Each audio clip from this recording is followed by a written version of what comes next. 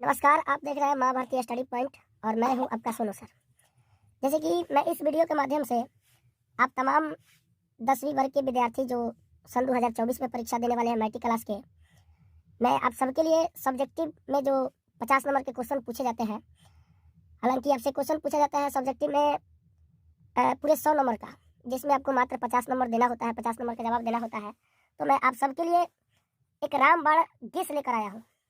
मैं 100% दावा करता हूँ, यदि मैंने जो अभी गेस किया हुआ है, इससे यदि आपने पूरा 50 में 50 नहीं मारा, आपने जवाब नहीं दिया, तो मैं आपका पूरा जीवन भर की दोषी रहूँगा। तो चलिए मैं सबसे पहले शुरू करता हूँ कि आखिर वो क्वेश्चन कौन कौन से हो सकते हैं। तो जैसे कि क्वेश्चन नंबर 1 में आप देख पा रहे हैं, बोला है यूक्लिड विभाजन एल्गोरिथ्म विधि द्वारा मौसा ज्ञात करें। जी हाँ, इससे आपका 100% एक क्वेश्चन आना ही आना है। अब जैसे कि इसका आप उदाहरण दे सकते हैं, मैंने उदाहरण लिया, जैसे दे देगा 784 और 1232 का मौसा यूक्लिड विभाजन एल्गोरिथ्म द्वारा ज्ञात करें। मैं ये नहीं दावा कर रहा हूँ कि 784 और 1232 ही देगा, बल्कि इसके स्थान पर कोई दूसरा अंक आपको दे सकता है। तो ये रहा 2 नंबर। दूसरा क्वेश्चन रहेगा शून्य के ज्ञात करें। शून्य के ज्ञात करें, तो शून्य किसका ज्ञात करना है? तो आपको द्विघातीय बहुपद का शून्य ज्ञात करना है। अब कैसे क्वेश्चन रहेगा, तो जैसे देख सकते हैं, दे देगा 3x² - 5x + 15 बराबर 0 का शून्य ज्ञात करें। तो फिर मैं यहाँ ये भी दावा नहीं कर रहा हूँ कि आपको 3x² - 5x + 15 बराबर 0 ही देगा, बल्कि ये 3 की जगह पर 5 की जगह पर और 15 की जगह पर माइनस की जगह पर आपका इधर से उधर मतलब बदला जा सकता है। हाँ, तो एक चीज़ और बता दूँ, ये जो बोलता है शून्य के ज्ञात करने के लिए, ये आपको 2 विधि में से कोई एक विधि दे देगा। या तो बोलेगा गुणनखंड विधि, या बोलेगा द्विघातीय सूत्र के द्वारा। तो अभी तक हमने 2 क्वेश्चन को गेस किया, क्वेश्चन नंबर 1, क्वेश्चन नंबर 2। तीसरा क्वेश्चन आपसे करेगा द्विघातीय बहुपद ज्ञात करें। जी हाँ, आपसे क्वेश्चन पूछेगा द्विघातीय बहुपद ज्ञात करें। अब इसका क्वेश्चन कैसे होगा? आधार क्या रहेगा? जैसे दे देगा आपको एक द्विघातीय बहुपद ज्ञात करें जिसके शून्यकों का योग तथा शून्यकों का गुणनफल क्रमशः 1/4 और 5 है। मैं फिर यहाँ बोल रहा हूँ, ये कोई गारंटी ना है कि आपको 1/5 या शून्यकों का योग 1/5 और शून्यकों का गुणनफल आपको ये कोई गारंटी नहीं है कि आपके शून्यकों का योग 1/4 और गुणनफल कितना देगा? 5 ही देगा। इसके स्थान पर दूसरा कोई अंक हो सकता है। तो चलते हैं क्वेश्चन नंबर 4 की ओर। क्वेश्चन देगा के किस मान के लिए, फिर ध्यान देंगे, के किस मान के लिए 2 चर वाले रैखिक समीकरण का कोई हल नहीं होगा। जैसे हमने यहाँ क्वेश्चन में रखा है 2 चर वाले रैखिक समीकरण, यहाँ पूछेगा के किस मान के लिए निम्न रैखिक समीकरण का कोई हल नहीं होगा। तो इसमें इस जो 2 चर लिखा हो ना, इसके स्थान पर ऐसा हो सकता है, जैसे यहाँ देख पा रहे हैं आप लोग 3x + 2y = 15 एवं 2x - ky, यहाँ देखिए -ky = 17 का कोई हल नहीं होगा। फिर मैं बोल रहा हूँ यहाँ 2, 3, 2, 15 मैंने 15 और 17 के साथ तो कोई दूसरा अंक आपको दे सकता है। तो निश्चित रूप से भी इस प्रकार के क्वेश्चन आपको 2 नंबर को आना है तो आना है, साफ रामबाण है, याद रखिएगा। फिर क्वेश्चन करेगा के किस मान के लिए द्विघातीय बहुपद का 2 बराबर मूल होगा। यहाँ हमने जो द्विघातीय बहुपद लिखा है, यहाँ आपको कैसे क्वेश्चन करेगा तो ध्यान देंगे। जैसे कि क्वेश्चन नंबर इसको आप देख पा रहे हैं, इसको ले लेते हैं हम मैक्स। बोलेगा के किस मान के लिए समीकरण 3x² - kx + 15 का 2 बराबर मूल होंगे, गारंटी 100% है। इस प्रकार से क्वेश्चन आना है तो आना है, ना के सवाल नहीं है। तो नेक्स्ट क्वेश्चन चलते हैं। फिर दे देगा द्विघातीय बहुपद यानी बहुपद में कौन बहुपद? तो द्विघातीय बहुपद का 1/α + 1/β या α बटा बीटा प्लस बीटा बटा अल्फा का मान ज्ञात करें। अब जैसे कि इस पर क्वेश्चन कैसे होगा, इसका स्वरूप क्या होगा, तो उसको देखते हैं। जैसे दे देगा, इसको ध्यान देंगे, जैसे हो गया, दे देगा क्वेश्चन बहुपद 3x² - 6x + 15 बराबर 0 के लिए 1/α + 1/β या α/β प्लस β/α का मान ज्ञात करें। फिर एक बार मैं और आप सबको बता दूं, हमने अभी जिन क्वेश्चन का गेस किया है, यदि आप मात्र इतना करके जा रहे हो तो विश्वास मानिए कि आप 50 में 50 क्वेश्चन हल करके ही आओगे, ये मेरी पूरी दवा है। तो नेक्स्ट चलते हैं। जैसे क्वेश्चन नंबर 8 को देखिए, क्वेश्चन नंबर दे देगा सिद्ध करें 3 + 6√5 एक अपरिमेय संख्या। फिर मैं यहाँ बोलूंगा कि कोई जरूरी नहीं है कि यही देगा 3 + 6√5, लेकिन इस आधार पर एक क्वेश्चन आपको जरूर देगा। 9वां क्वेश्चन पर ध्यान देंगे। जैसे कि आपको परीक्षण दे देगा, उसका बारंबारता दे देगा, बोलेगा माध्य ज्ञात करें। गारंटी है 2 नंबर का क्वेश्चन आपको आएगा तो आएगा। फिर यहाँ अंक का अदली बदली हो सकता है। नेक्स्ट क्वेश्चन 10 नंबर पर ध्यान देते हैं। एक्स अक्ष पर, यहाँ हमने क्वेश्चन में लिखा है वाई अक्ष पर, तो एक्स अक्ष पर या वाई अक्ष पर, इस दोनों में से कोई हो सकता है। या तो पूछेगा एक्स अक्ष या पूछेगा वाई अक्ष पर। वह बिंदु ज्ञात करें जो बिंदु है 4, -3 और 5, 2 के समदूरस्थ हो। इससे संबंधित आपको या इससे संबंधित एक क्वेश्चन आएगा। तो दूसरा का क्या है देखते हैं, इन दोनों में जैसे हमने यहाँ अथवा करके लिखा है, तो या तो इस टाइप का दे दे या फिर इस टाइप का दे दे। तो दूसरा टाइप देखते हैं। बोला बिंदु x, 5 और 7, 6 की दूरी यदि 7 मात्रक है तो x का मान ज्ञात करें। तो ये जो 2 क्वेश्चन हो गए, तो इन दोनों में से कोई एक आपको टाइप पूछेगा तो पूछेगा। फिर मैं यहाँ बोलूंगा कि ये जो मैंने कुछ अंक आपको दे रखा है, कोई लिमिट नहीं है कि यही अंक आपको उठा कर देगा, बल्कि इसके स्थान पर दूसरा अंक देगा। क्वेश्चन नंबर 11 का ध्यान रखिए। तो बोलेगा किसी बेलन या शंकु या घन या घनाभ या गोला का आयतन ज्ञात करें। तो यहाँ जो हमने आयतन दिया है, हो सकता है आपसे यहाँ संपूर्ण पृष्ठीय क्षेत्रफल दे दे, वक्र पृष्ठीय क्षेत्रफल दे दे, कोई भी चीज दे सकता है। ज्ञात करें जिसकी संपूर्ण पृष्ठीय क्षेत्रफल या संपूर्ण पृष्ठीय जो क्षेत्रफल हो सकता है आपको वक्र पृष्ठीय क्षेत्रफल दे दे, आयतन दे दे, ठीक है, कुछ भी दे सकता है।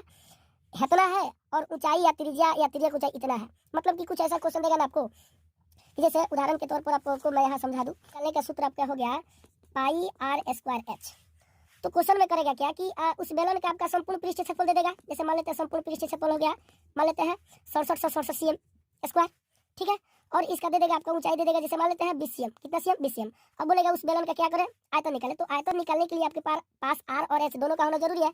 जबकि इस क्वेश्चन में आपको एच दिया है और संपूर्ण पृष्ठीय क्षेत्रफल दिया, अर्थात आपसे आर चुरा लिया है। तो इस स्थिति में हम आर उसका संपूर्ण पृष्ठीय क्षेत्रफल दिया होता है तो उसे लेते हैं, वक्र पृष्ठीय क्षेत्रफल दिया होता है तो उसे लेते हैं, आयतन दिया होता है तो उसे लेते हैं, और फिर एक कोई मान हम ज्ञात करते हैं। एक चीज और मैं आपको बता दूं कि ये जो क्वेश्चन हमने गेस किया हुआ है, क्वेश्चन नंबर 11, हो सकता है कि इसी आधार का क्वेश्चन थोड़ा बड़ा मान वाला आपका 5 नंबर का भी पूछ ले, लेकिन 1-2 नंबर का गारंटी आना है तो आना है, गारंटी 100% है। अब क्वेश्चन नंबर हम 12 पर ध्यान देते हैं। तो प्रायिकता संबंधित 1-2 नंबर का क्वेश्चन आपसे पूछेगा और प्रायिकता का जवाब देना बहुत आसान होता है, क्योंकि आप पहले से जानते हैं तो अच्छी बात है। नहीं तो जान लीजिए प्रायिकता निकालने का सूत्र होता है, अभिप्रायों की वह संख्या जिस पर घटना घट सकती है बटा अभिप्रायों की कुल संख्या। तो यदि मात्र इतना आपको सूत्र पता है तो आराम से आप इसकी जवाब दे सकते हैं। क्वेश्चन नंबर 13 आपसे पूछेगा दो संख्याओं का लस व मस क्रमशः 36 और 12 है। यदि उनमें से एक संख्या 12 है तो दूसरी संख्या ज्ञात करें, ठीक है। तो लस मस संबंधित एक आपको 2 नंबर को आना है तो आना है। फिर क्वेश्चन नंबर 14 पर ध्यान दे तो क्वेश्चन नंबर 14 आपको एपी संबंधित एक पूछेगा, गारंटी है।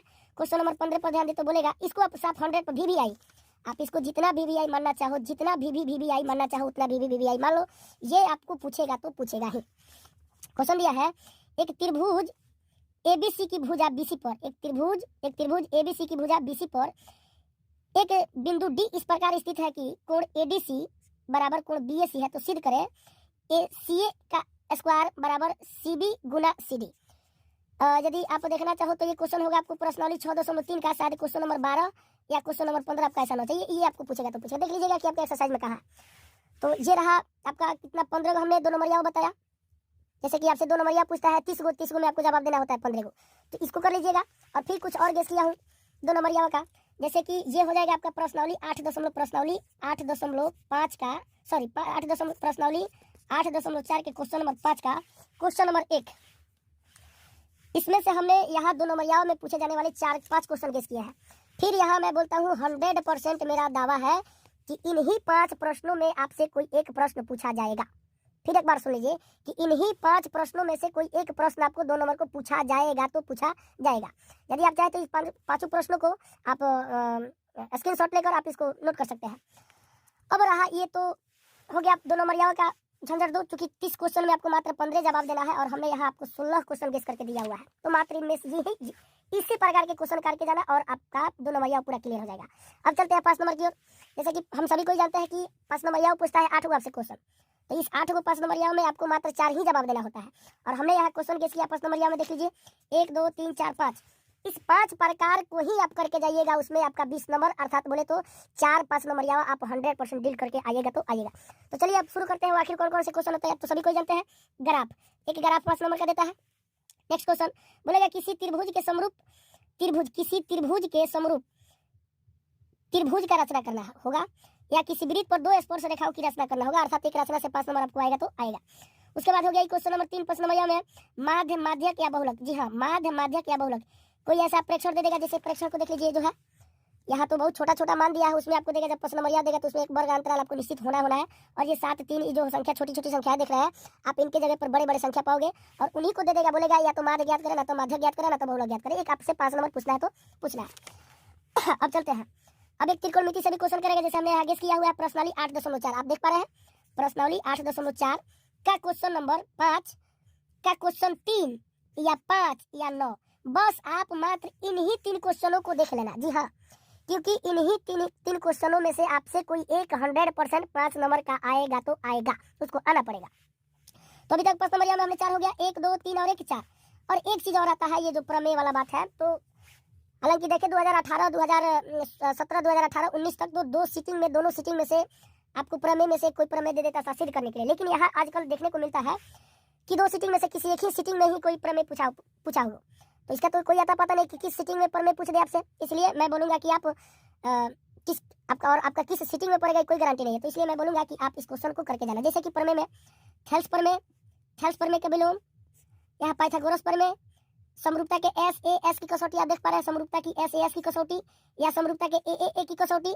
याद देगा, सिद्ध करे 2 समरूप त्रिभुजों के क्षेत्रफलों का अनुपात उनके संगत भुजाओं के अनुपातों के वर्ग के बराबर होता है। बस यदि आप इतना क्वेश्चन करके जा रहे हो तो बुझना आपका 50 नंबर बल्ले बल्ले हो गया। हाँ, एक चीज और, यदि आप चाहते हो कि ये जितने सारे क्वेश्चंस को हमने गेस किया है, एक बहुत बढ़िया तरीका से इन सभी क्वेश्चनों को जवाब आप मेरे द्वारा पाते हैं, तो आप मेरे चैनल को सब्सक्राइब कर लीजिए और कमेंट में जरूर बोलिए कि सर इस प्रकार के वीडियो आप लेकर आइए। मैं प्रत्येक दिन आपको 2-2 क्वेश्चन का हल करके 2-2 टाइप का हल करके आपके पास प्रत्येक दिन पहुंचाऊंगा। और एक चीज़ मेरे में एक कमी है ये कि मैं कोई भी चीज़ बताता हूँ थोड़ा डीपली बताता हूँ, जिसकी वजह से मेरा वीडियो लंबा हो सकता है। तो यदि आपको ये भी शर्त मंजूर है